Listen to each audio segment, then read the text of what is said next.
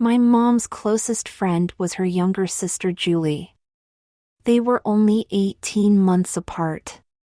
It helped that we lived only one town over, and that both were single moms.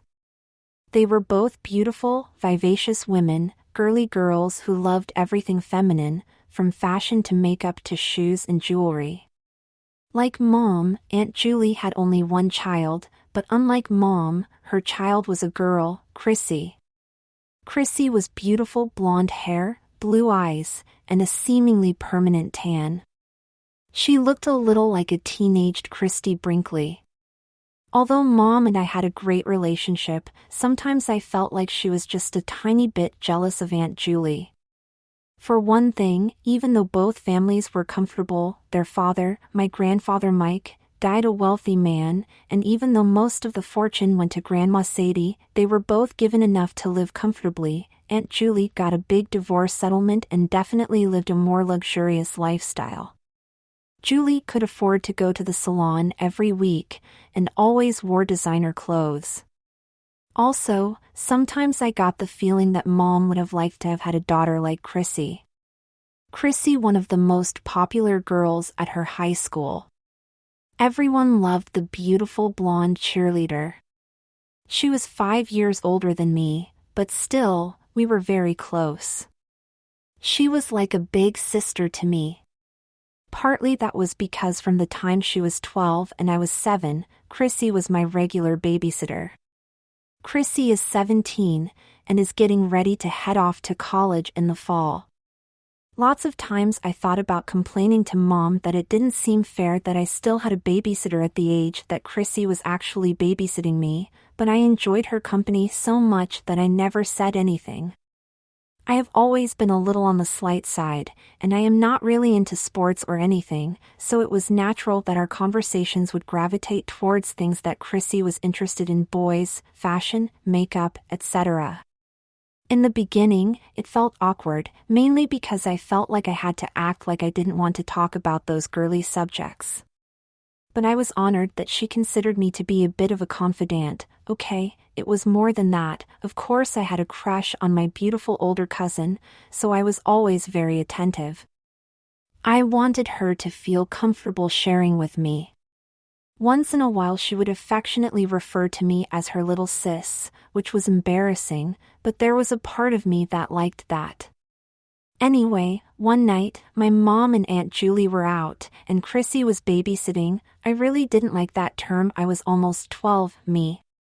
Her friend Brittany called, and Chrissy told her to come on over.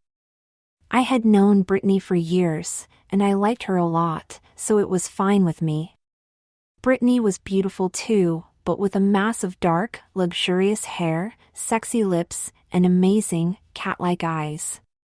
Brittany came over, and the girls were chit-chatting about this and that, and Brittany took out her lip gloss and showed Chrissy. She applied it, a pretty, sparkly pink, and said, "Oh, I just love this new lip gloss." She batted her eyelashes at Chrissy and said, "Doesn't it make me look sexy?" Chrissy giggled and said, "Let's ask Sandy." And Brittany turned to me and started making pooching faces with her lips and flirting with me. My face turned red with embarrassment. Well, one thing led to another, and before I knew it, the girls were having a little makeup party. They wanted to try some new things, like winged eyeliner, and they decided that I would be a perfect model for trying different looks. I was in heaven having these two beautiful 17-year-olds fuss over me, and so, the truth of the matter was, I didn't object very much to being their makeup model. That was where things stood when Mom and Aunt Julie walked in the door. I was really embarrassed, but then Mom and Julie, who both might have had a few cocktails, were both giggling and saying what a pretty girl I made. I laughed along with them, and even acted extremely girly, talking with a lisp, to be a good sport and join in the fun. As they were getting ready to leave, Chrissy said they would clean me up, but Mom smiled and told her not to worry about it. "We'll get ready for bed and I'll give him a lesson on how we girls remove our makeup before bed." I wondered if I was included in the we girls reference.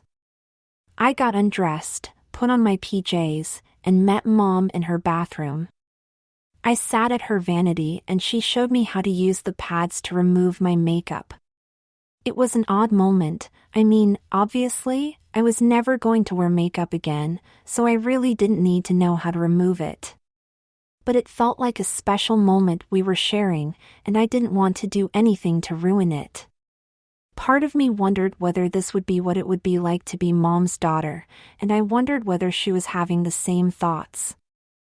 I tried to put the thought out of my head. I didn't think much about this incident, but apparently it had left some impact on Mom. She was on the phone with Aunt Julie the next day, and Julie was going on about how pretty I looked all made up. Mom paused and said, "Yes, Jules, he looked adorable." I wonder if there is more here though. Is this the first time this has happened? Or has my niece been busy feminizing my son?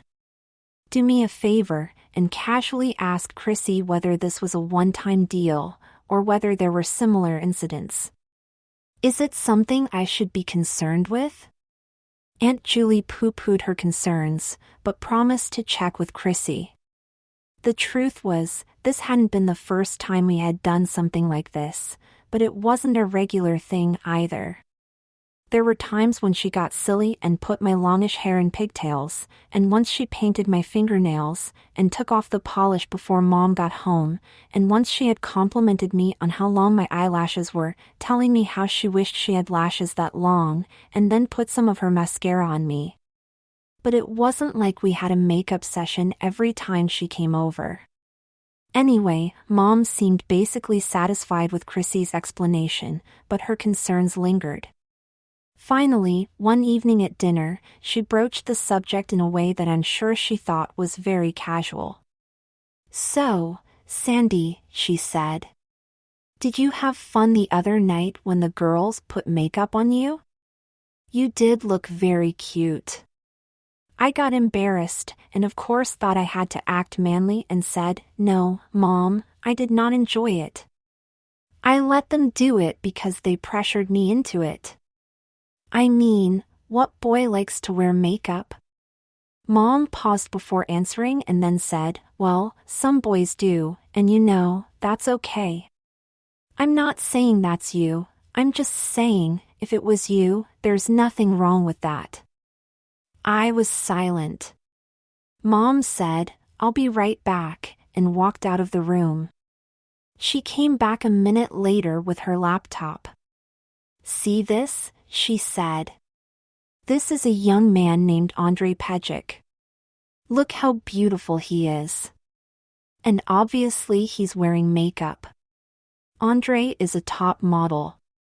He models both men's and women's clothing. I'm not saying this is who you are, Sandy, I'm just saying, if it was, it would be okay." She said, "Okay?" And I nodded. The truth was, I had so much fun that night, and not only that, I had loved the way I looked. But I was way too embarrassed to ever admit that. I appreciated that Mom was trying to be so understanding, but I still couldn't bring myself to admit anything. I wasn't even sure what I would admit to. As I got up to walk out, she said, "Remember, honey, if you ever want to talk about anything, I am here for you." In spite of myself, I found myself turning back to her, giving her a big hug, and saying, "Thanks, Mom." I was feeling very confused, and I tried to put the whole subject out of my mind. A week later, I had an appointment with the dentist. I had 2 cavities that needed to be filled. I really hated needles, especially in my mouth, and the dentist agreed to give me the nitrous oxide gas before she gave me the Novocaine. Nitrous oxide is known as laughing gas, but it also has another side effect: it completely lowers your inhibitions, and can therefore act a little like a truth serum. You could say that it's unethical to ask a patient questions while he is under the influence of such a drug, but Mom and Dr. Bernstein had been friends for a long time, so when Mom stayed in the room with me, and then started to ask questions after the gas had taken effect, Dr. Bernstein kind of raised her eyebrows in a look of disapproval, but didn't stop Mom. Dr. Bernstein couldn't leave the room with her patient receiving gas, so she stood by. Mom said to me, "Honey, did you have fun last week when the girls put their makeup on you?" Now Dr. Bernstein's face turned to one of surprise and she looked at Mom quizzically. Mom just looked at her and made a shrugging motion. In the meantime, I smiled and indicated that I did indeed enjoy it. Mom continued. "Would you like to do it again?" In an almost giddy voice, I said, "Oh, yes." She continued, "Would you like me to do it with you?" I didn't answer, but I had a contented smile on my face. Dr. Bernstein was not going to let this go on indefinitely. For one thing, she had cavities to fill. Mom asked one more question. "Honey, do you ever think about being a girl? Or maybe Mommy's part-time girl? Would you like Mommy to buy you a pretty dress that you could wear when you got home from school?" Once again, in my drug-induced state, I simply sighed and contentedly said, "Oh, Mommy. Don't be silly. Boys can't wear dresses." Dr. Bernstein shooed Mom out of the room, but Mom already had what she needed to know. Her sweet son didn't say he didn't want to wear a dress, he said he wasn't allowed to. Mom waited in the reception area until I was done, and then took me home. The gas has no lingering effects. As soon as it gets turned off, your head gets clear. I got in the car with Mom, and she shot me a meaningful look, but I was oblivious. I had no recollection of our little conversation. Mom spent the next couple of days pondering what, if anything, to do. She wasn't even sure if she should share her new information with Aunt Julie. One afternoon, they were on the phone together, Aunt Julie going on about how she was getting Chrissy ready for college. She said, "Not only does that girl have more clothes than any 17-year-old on the planet, I swear, I think she has never thrown out a thing. I have things in her closet from before she was a teenager. I think college is a new start." I know it's ironic for me to say I'm going to get her a new wardrobe, but I think she is ready for some more grown-up choices. Maybe I'll just take the whole thing over to Goodwill. There was a pause on Mom's end of the line, and then Mom said, "I don't suppose there is anything in there that's unisex that Sandy could use?" Now it was Aunt Julie's turn to pause. Of course, sisters have a special bond, especially two as close as they are, and sometimes they can read more into what isn't said than what is. Aunt Julie said, "Well, I'm sure there is. But she's busy getting ready, and I really don't have the time to sort through it all. I'll tell you what. Why don't I bring the whole pile over to you? You can take what you think you might use, and you can give the rest away, or just toss it." Mom smiled and said that was a great idea. The next day, Aunt Julie pulled up in her Lexus SUV, opened the back, and took out 4 giant black hefty garbage bags. Unbeknownst to me, I had just inherited the massive wardrobe of a 17-year-old girl. Mother wasn't about to throw anything out. Instead, she spent 2 full days organizing her new treasure trove. She filled the guest room drawers and closets with Chrissy's clothes. Aunt Julie wasn't kidding about not throwing anything out. Drawers were filled with bras, panties, and bikinis. Mom organized the closet in order, from androgynous on the left to completely feminine on the right. For example, on one end of the closet, a pair of blue jeans, snug and cut for a girl's shape. Next, white jeans. After that, capris. Next, leggings. Then, rompers. Finally, a dozen cute skirts and dresses. Shoes followed a similar pattern, from flip-flops to stilettos. Mother did not know how far down that row she would end up going, but for now, she wasn't throwing anything out. I wasn't aware of any of this. All I knew was that Mom casually mentioned to me, Aunt Julie brought over some of Chrissy's hand-me-downs. I looked at Mom kind of strangely and said, "No offense, Mom, but aren't you a little old for Chrissy's clothes?"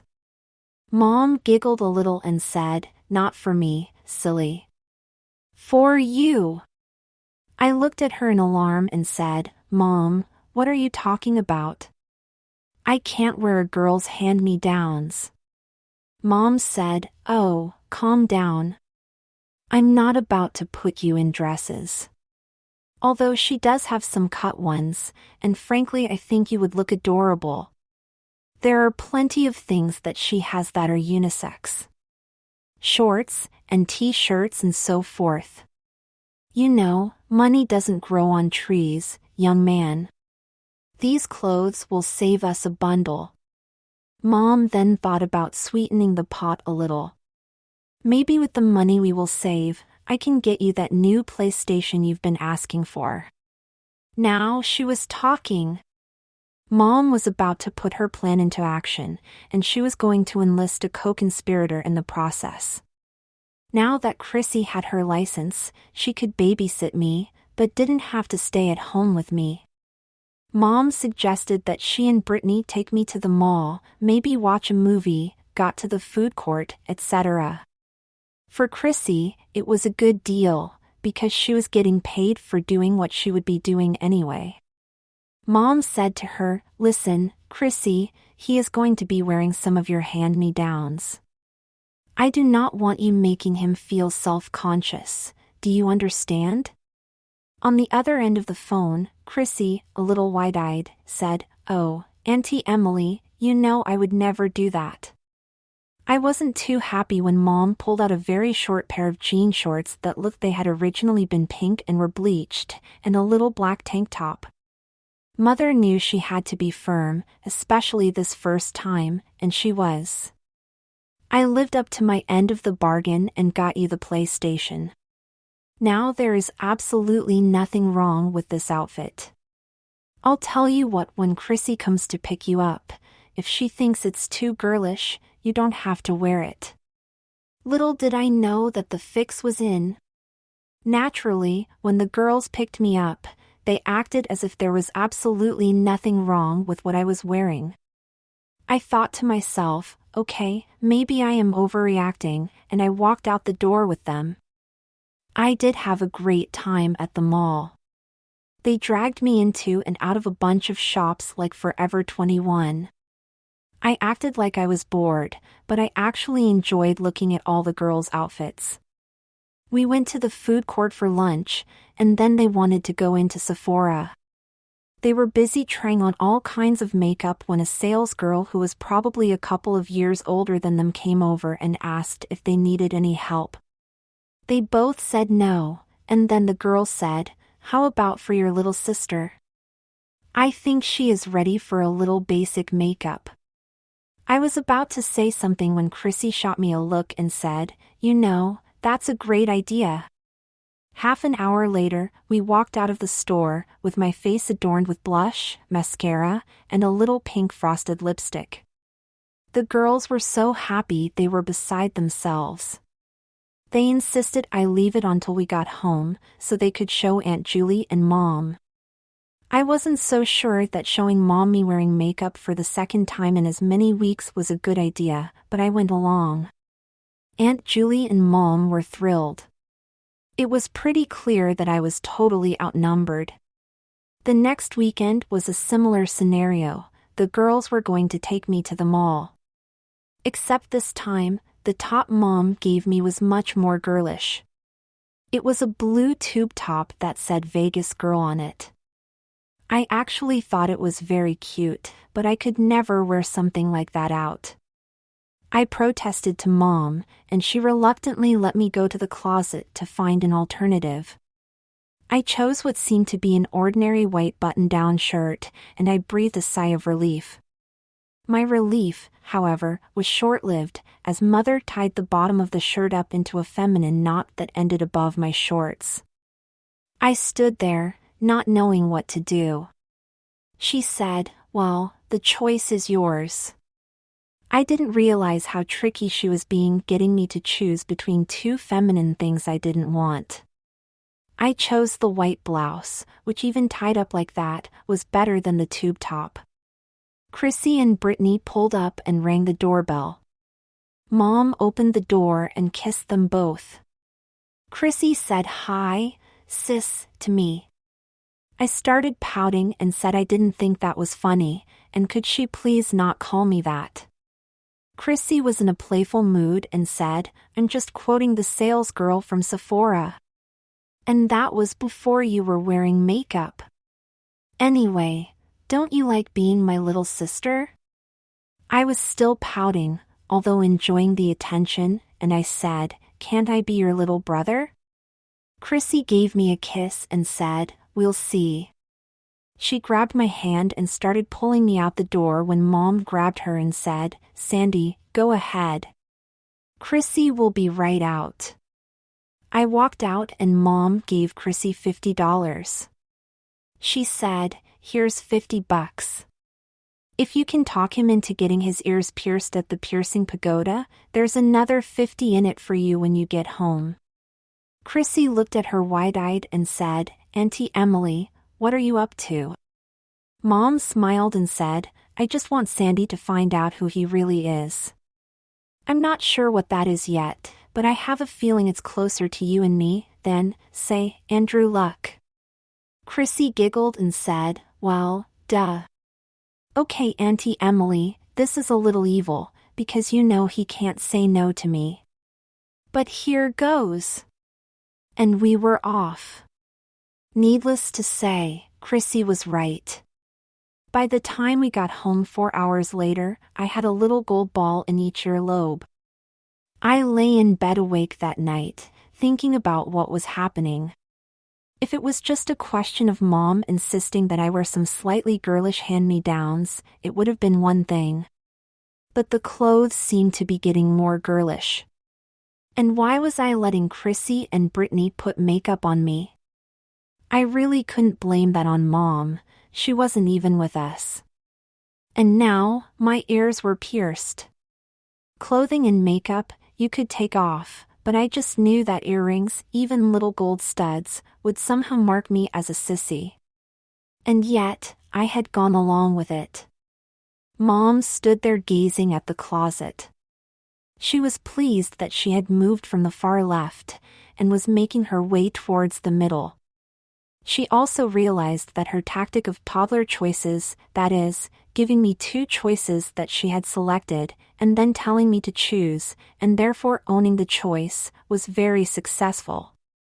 When I had gotten home from the mall, I had complained to her that I was the only boy in the entire mall who I saw wearing his shirt tied up at the belly, and she simply said, "I didn't force you to wear that shirt. You chose it." Well, technically that was true. Because my other choice was a tube top. The next week, the process continued. Mom said, "You know, honey, I'm glad we haven't cut your hair all summer. I like this length. But I think it needs to be trimmed a little. I have an appointment at my salon tomorrow. I think I'll take you with and Crystal can just clean you up a little." I shrugged and said, "Okay." Mom took another half step in the closet. She said, "You know, I can't spend money like Aunt Julie, but going to a high-end salon is one of my few indulgences. The women are all dressed very elegantly there, and I want you to look nice too." She then pulled an outfit out of the closet. It was a Chanel-type suit. I mean, it wasn't too bad, really just shorts, a blouse, and a blazer. But the shorts were a little high-waisted, with zip pockets in the front, and Mother insisted that I tuck the blouse in. The effect was very sissyish, which got magnified when Mother impulsively threw some of her jewelry on me. She went back into the closet and took out a pair of Cork's old wedges, with a 3-inch heel. The clothes I thought I could live with, but I looked dubiously at the wedges. I had never worn anything with a heel before. Mother relented and handed me a pair of flat white sandals. I came home one day from hanging out at the mall with Chrissy and Brittany and found Mom waiting for me. She had a bit of a sheepish look on her face. I said, "What's up?" and she said, "Come with me." She took me into the guest room and opened one of the drawers. She pulled out a training bra, and the first thing I thought was, wow, Chrissy really didn't throw anything out. She had to have been 11 the last time this would have fit her. Mom handed it to me and said, "Just for fun, why don't you try this on?" Now, I really got upset. All this time, I felt like Mother had been pushing me to wear clothes that were more and more feminine, all with the flimsy excuse that it would be saving us money for me to wear hand-me-downs.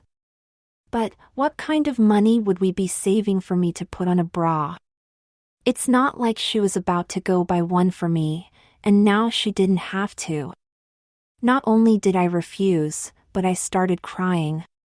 "Why are you doing this?" I said. Mom could have backed down. She could have gotten stern and simply ordered me to do it. What I didn't expect was for her to start crying. She said, "I'm sorry, you're right. I should not have asked you to do that. It's just that sometimes, well, I get a little jealous of Aunt Julie and all of the mother-daughter things she can do with Chrissy. Well, it might not have been intentional, but if there was ever a way to get me to give in, this was it." I loved my mom so much, and it really hurt me to see her cry. I gave her a hug and said, "Well, you know it's no big deal. I can put it on." She said, "Are you sure?" And I said, "Sure, Mom. Just please, don't tell anyone, even Aunt Julie." "Our secret," she said, and she helped me put it on. She couldn't help smiling, and then of course, I smiled too. "What do you think?" she asked. And I quietly said, "Well, to be honest, it actually feels kind of nice. Like I am getting a little hug." With that, Mom actually gave me a big hug and told me how much she loved me. It was the end of the summer, and time for Grandma Sadie's annual barbecue and picnic at her lake house. In what was starting to become a routine, Mother grabbed me by the hand and took me into the guest room. She threw open the closet door and went right to the right-hand side of the closet. She gazed into the closet, thumbing her way through some dresses. "I want you to wear a dress to the barbecue," she said. "Or maybe one of these cute skirts." I looked at her as if she was crazy. She paused and said, "Well, if you feel that's too girly, I suppose you can wear a romper." I really became hysterical and started screaming at her. "Too girly? What would give you that idea? How could a boy wearing a dress possibly be too girly?" In the face of my tirade, Mother was very calm and quietly said, "Well, it was your idea." Now, I really lost it. My idea? Mother, I think you have finally lost it. Obviously giving in to you on Chrissy's clothes was not a good idea. I'm sorry that Aunt Julie has a daughter and you don't, but I'm not wearing a dress. Why the hell would you ever say it was my idea? She said, "You told me you wanted to wear one." "Oh really?" I said sarcastically, "and when may that have been?"